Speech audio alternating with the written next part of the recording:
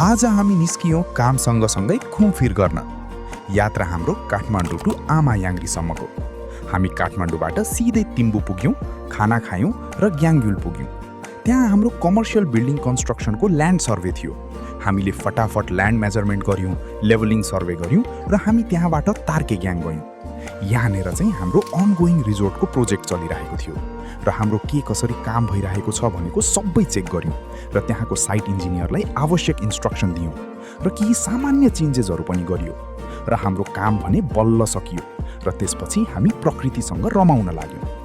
आजको दिन 2 ठाउँको साइट भिजिट सकेर हामी आमा याङ्ग्री बेस क्याम्पमा पुग्यौँ र केही बेरको रमाइलोपछि आराम गर्ने निर्णय गरियो।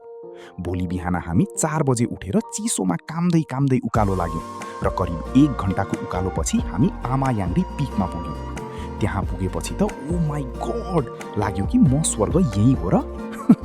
खुल्ला आकाश, सेतो हिमाल, ताजा हावा, आमा याङ्ग्रीको शरणमा त्यो समय छुट्टै आनन्द आयो।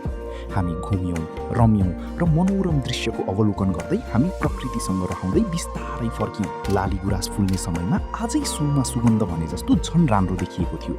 त्यहाँको औरा नै अलि बेग्लै थियो। आमा याङ्ग्रीले चाहिँ त्यो एरियाको प्रोटेक्ट गरे भन्ने विश्वास पनि रहेछ।